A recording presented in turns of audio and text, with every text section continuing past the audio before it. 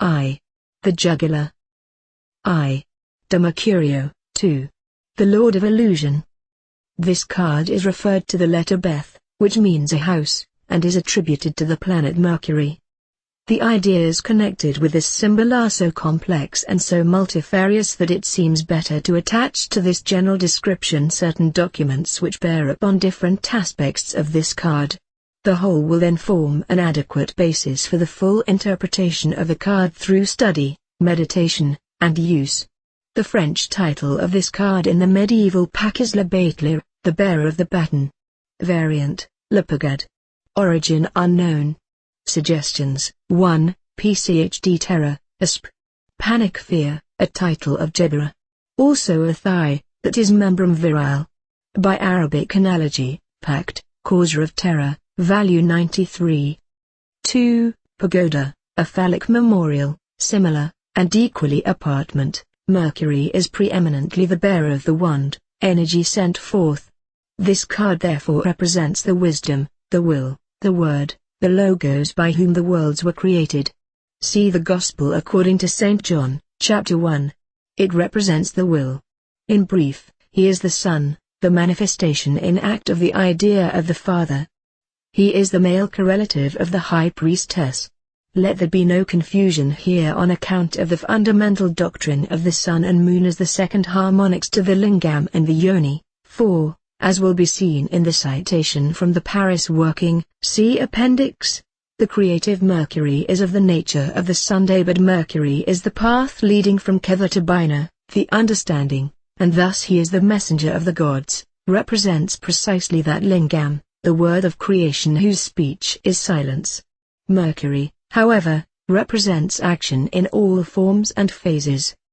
He is the fluidic basis of all transmission of activity, and, on the dynamic theory of the universe, he is himself the substance thereof. He is, in the language of modern physics, that electric charge which is the first manifestation of the ring of 10 indefinable ideas, as previously explained. He is thus continuous creation. Logically also, being the word, he is the law of reason or of necessity or chance, which is the secret meaning of the word, which is the essence of the word, and the condition of its utterance. This being so, and especially because he is duality, he represents both truth and falsehood, wisdom and folly. Being the unexpected, he unsettles any established idea, and therefore appears tricky. He has no conscience, being creative. If he cannot attain his ends by fair means, he does it by foul. The legends of the youthful Mercury are therefore legends of cunning. He cannot be understood, because he is the unconscious will. His position on the tree of life shows the third sephira, Bina, understanding, as not yet formulated, still less the false sephira, Thoth, knowledge. From the above it will appear that this card is the second emanation from the crown, and therefore, in a sense, the adult form of the first emanation, the Fool, whose letter is Aleph, the unity. These ideas are so subtle and so tenuous, on these exalted planes of thought, that definition is impossible. It is not even desirable, because it is the nature of these ideas to flow one into the other. One cannot do more than say that any given hieroglyph represents a slight insistence upon some particular form of a pantomorphous idea. In this card, the emphasis is upon the creative and dualistic character of the path of Beth. In the traditional card the disguise is that of a jugular. This representation of the jugular is one of the crudest and least satisfactory in the medieval pack. He is usually represented with a headdress shaped like the sign of infinity in mathematics. This is shown in detail in the card called the Two of Discs. He bears a wand with a knob at each end, which was probably connected with the dual polarity of electricity. But it is also the hollow wand of Prometheus that brings down fire from heaven. On a table or altar, behind which he is standing, are the three other elemental weapons. With the wand createth he. With the cup preserveth he. With the dagger destroyeth he. With the coin redeemeth he. Liber Magi VV. 710. The present card has been designed principally upon the Greco-Egyptian tradition, for the understanding of this idea was certainly further advanced when these philosophies modified each other, than elsewhere at any time. The Hindu conception of Mercury, Hanuman, the monkey god, is abominably degraded. None of the higher aspects of the symbol are found in his cult. The aim of his adepts seems principally to have been the production of a temporary incarnation of the god by sending the women of the tribe every year into the jungle. Nor do we find any legend of any depth or spirituality. Hanuman is certainly little more than the ape of Thoth. The principal characteristic of Ta'uti or Thoth, the Egyptian Mercury, is, firstly, that he has the head of the ibis. The ibis is the symbol of concentration, because it was supposed that this bird stood continuously upon one leg, motionless. This is quite evidently a symbol of the meditative spirit. There may also have been some reference to the central mystery of the Aeon of Osiris, the secret guarded so carefully from the profane, that the intervention of the male was necessary to the production of children. In this form of Thoth, he is seen bearing the phoenix wand, symbolizing resurrection through the generative process. In his left hand is the ankh, which represents a sandal strap, that is to say, the means of progress through the worlds, which is the distinguishing mark of Godhead. But, by its shape, this ankh, crux ansata, is actually another form of the rose and cross, and this fact is perhaps not quite such an accident as modern Egyptologists, preoccupied with their attempted refutation of the phallic school of archaeology, would have us suppose. The other form of Thoth represents him primarily as wisdom and the word. He bears in his right hand the style, in his left the papyrus. He is the messenger of the gods, he transmits their will by hieroglyphs intelligible to the initiate, and records their acts, but it was seen from very early times that the use of speech, or writing, meant the introduction of ambiguity at the best, and falsehood at the worst. They therefore represented Thoth as followed by an ape, the cynocephalus, whose business was to distort the word of the god, to mock, to simulate and to deceive. In philosophical language one may say, manifestation implies illusion. This doctrine is found in Hindu philosophy, where the aspect of Ta'uti of which we are speaking is called Mayan. This doctrine is also found in the central and typical image of the Mahayana school of Buddhism, really identical with the doctrine of Shiva and Shakti. A vision of this image will be found in the document entitled The Lord of Illusion. The present card endeavors to represent all the above conceptions. Yet no true image is possible at all, for, firstly, all images are necessarily false as such, and, secondly, the motion being perpetual, and its rate that of the limit, c. the rate of light, any stasis contradicts the idea of the card. This picture is, therefore, hardly more than mnemonic jottings. Many of the ideas expressed in the design are well expounded in the extracts from the Paris working. I. De Mercurio from the Paris working. Here follows a very full description of the nature of Mercury in several aspects, particularly his relation with Jupiter and the Sun. In the beginning was the Word, the Logos, who is Mercury, and is therefore to be identified with Christ. Both are messengers, their birth mysteries are similar, the pranks of their childhood are similar. In the vision of the universal Mercury, Hermes is seen descending upon the sea, which refers to Mary. The path of Beth on the tree of life shows him descending from Kether, the crown, upon Bina, the great sea.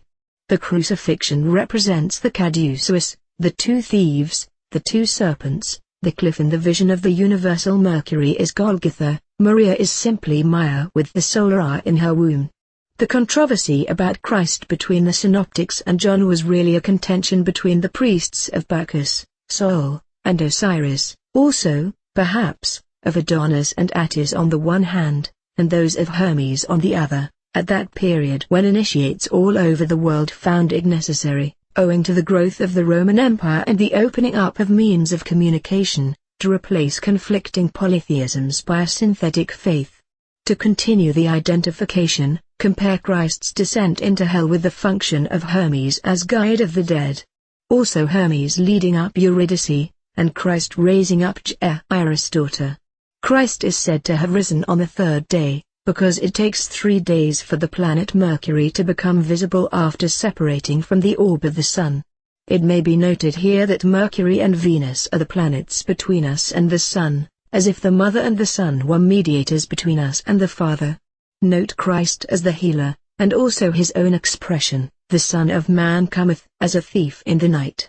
Also this scripture, Matthew 24:24-7, "For as the lightning cometh out of the east and shineth even unto the west, so shall also the coming of the Son of Man be." Note also Christ's relations with the money changers, his frequent parables, and the fact that his first disciple was a publican, that is, tax collector. Note also Mercury as the deliverer of Prometheus. One half of the fish symbol is also common to Christ and Mercury. Fish are sacred to Mercury, owing presumably to their quality of movement and cold-bloodedness.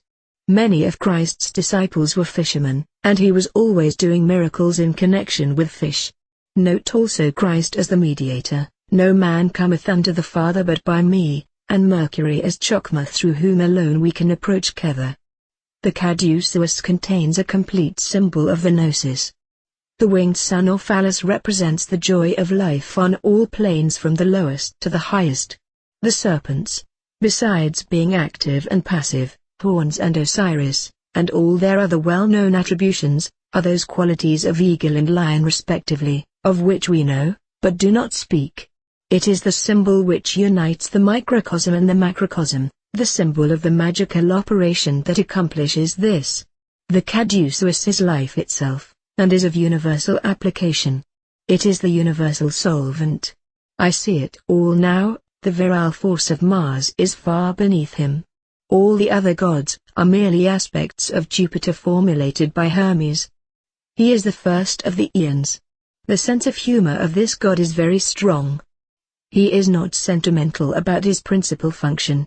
He regards the universe as an excellent practical joke, yet he recognizes that Jupiter is serious, and the universe is serious, although he laughs at them for being serious.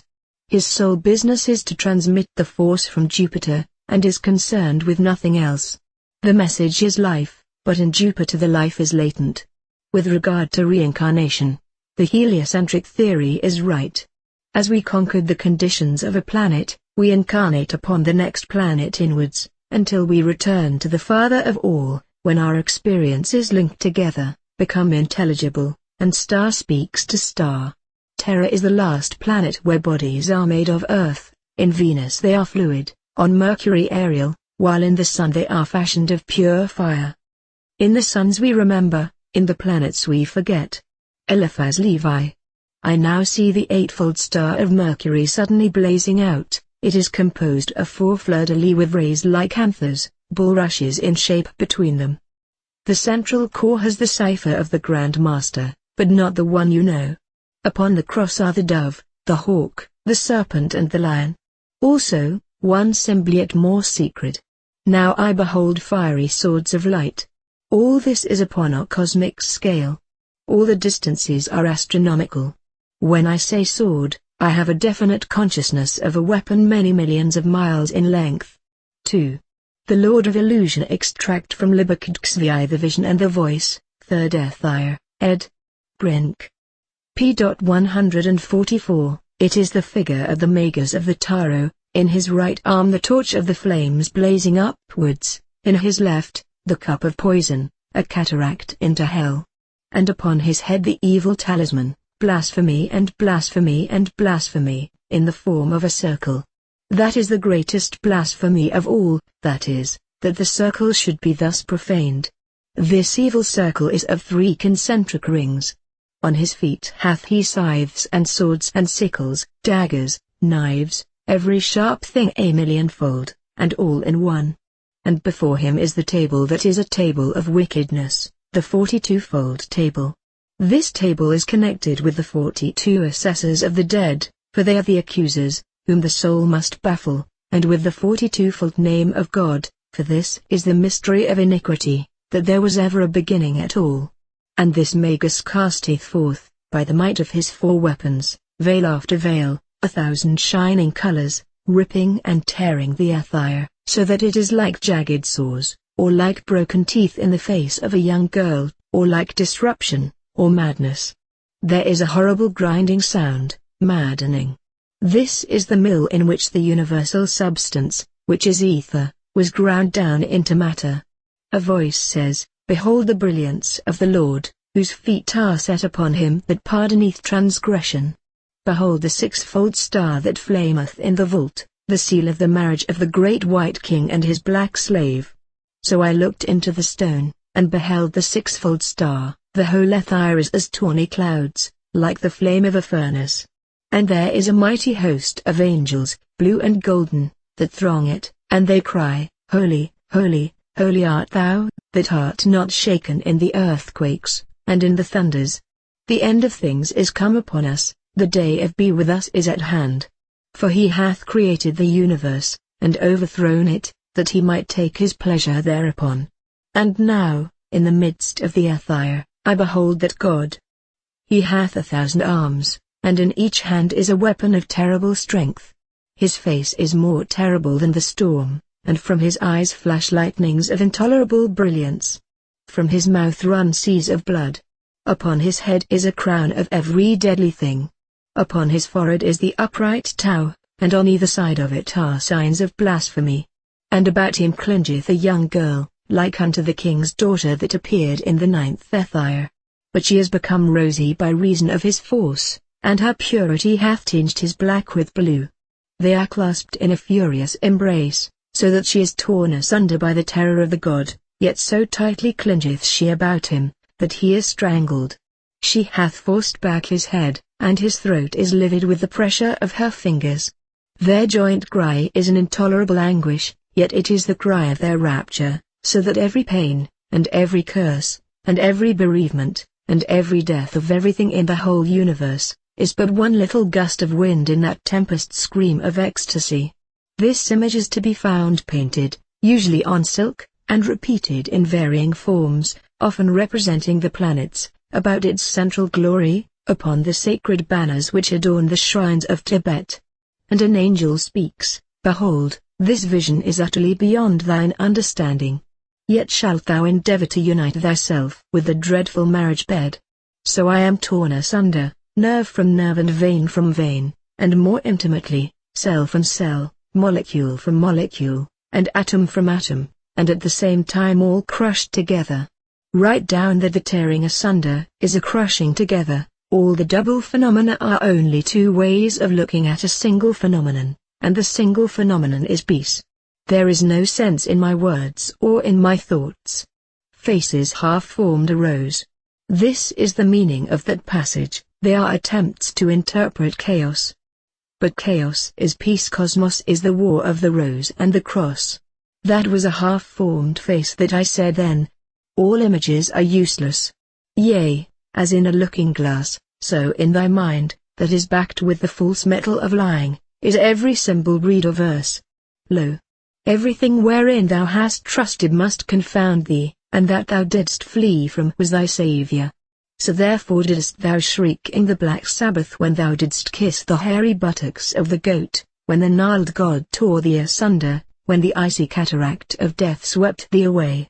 Shriek, therefore, shriek aloud, mingle the roar of the gored lion and the moan of the torn bull, and the cry of the man that is torn by the claws of the eagle, and the scream of the eagle that is strangled by the hands of the man. Mingle all these in the death shriek of the Sphinx, for the blind man hath profaned her mystery. Who is this, Oedipus, Tiresias, Erinnys? Who is this, that is blind and a seer, a fool above wisdom? Whom do the hounds of heaven follow, and the crocodiles of hell await? Aleph, Vav, Yod, Ain, Resh, Tau, is his name. These are the paths forming a current 1 2 6 8 9 10 on the tree of life. Beneath his feet is the kingdom, and upon his head the crown. He is spirit and matter, he is peace and power, in him is chaos and night and Pan, and upon Babylon his concubine, that hath made him drunk upon the blood of the saints that she hath gathered in her golden cup, hath he begotten the virgin that now he doth deflower. And this is that which is written, Malkuth shall be uplifted and set upon the throne of Bina. And this is the stone of the philosophers that is set as a seal upon the tomb of Tetragrammaton, and the elixir of life that is distilled from the blood of the saints, and the red powder that is the grinding up of the bones of Karans. Terrible and wonderful is the mystery thereof, O thou Titan that hast climbed into the bed of Juno. Surely thou art bound unto, and broken upon, the wheel, yet hast thou uncovered the nakedness of the Holy One, and the Queen of Heaven is in travail of child, and his name shall be called Ver, and Vis, and Virus, and Virtis, and Virides, in one name that is all these, and above all these. Vivere Versum Vivus Vici, the motto of the Master Therian as an 8 equals 3. The following excerpt from Libralef, the Book of Wisdom or Folly, may also help to elucidate the meaning of this card. Tahuti, or Thoth, confirmed the word of Dionysus by continuing it, for he showed how by the mind it was possible to direct the operations of the will. By criticism and by recorded memory man avoideth error, and the repetition of error. But the true word of Tahuti was Amoun, whereby he made men to understand their secret nature, that is, their unity with their true selves, or, as they then phrased it, with God. And he discovered unto them the way of this attainment, and its relation with the formula of Ingri. Also by his mystery of number he made plain the path for his successor to declare the nature of the whole universe in its form and in its structure, as it were an analysis thereof, doing for matter what the Buddha was decreed to do for mind.